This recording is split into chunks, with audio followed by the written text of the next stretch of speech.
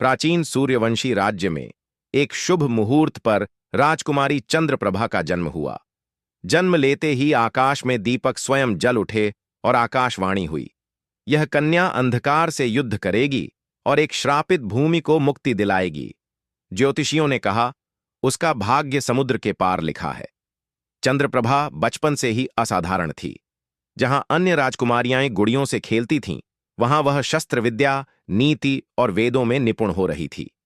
गुरुजन तक उसकी बुद्धिमत्ता देखकर अचंभित थे। एक रात चंद्रप्रभा को विचित्र सपना आया। एक दूर का द्वीप, काली परछाइयां और एक पुकार, मुक्त कर मुझे। यह सपना कई रातों तक आता रहा, जैसे कोई उसे बुला रहा हो। चंद्रप्रभा ने अपने स्वप्न आशी वशिष्ठ को बताए। आशी बोले, यह कोई सामान्य द्वीप नहीं, यह शूलवर्ण द्वीप है। वहां एक राक्षस श्रापित आत्माओं को कैद किए हुए है। उन्होंने चेतावनी दी, उस दिशा में जाना घातक हो सकता है। राजा वर्धनसेन ने उसे द्वीप पर जाने से रोका, लेकिन चंद्रप्रभा ने ठान लिया, वह अन्याय को नहीं सहन करेगी। रात्रि में 3 विश्वस्त योद्धाओं के साथ वह छिपकर यात्रा पर निकल पड़ी।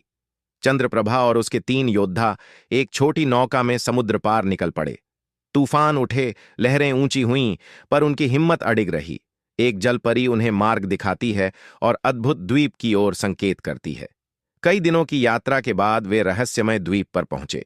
वहां पेड़ भी अजीब थे और हवाओं में जैसे कोई मंत्र बसा हो। द्वीप पर एक सन्नाटा था जो डर से भरा हुआ था। रात्रि में चंद्रप्रभा ने देखा, एक काली परछाई गांव से एक कन्या को उठा ले गई। उसकी आंखें जलती हुई थीं और शरीर से धुआं निकल रहा था।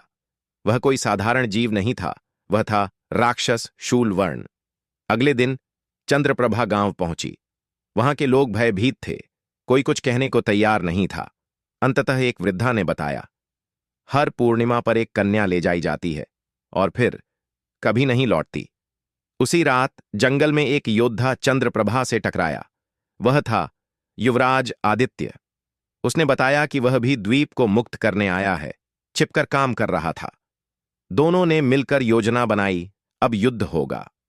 आदित्य ने बताया, शूलवर्ण कभी एक गंधर्व था। उसने एक आर्षि की कन्या से विवाह मांगा, पर ठुकराए जाने पर क्रोध में उसे श्राप दे डाला। बदले में आर्षि ने उसे श्राप दिया, अब तू राक्षस बनकर अमावस्या के अंधकार में ही जिएगा। चंद्रप्रभा और आदित्य ने युद्ध की योजना बनाई। उन्होंने द्वीपवासियों को उत्साह दिया, शस्त्र तैयार किए गए। एक प्राचीन मंदिर में देवी दुर्गा की प्रतिमा के आगे उन्होंने आशीर्वाद मांगा। अंधकार फैलते ही शूलवर्ण ने हमला किया। वह अकेला पूरे गांव पर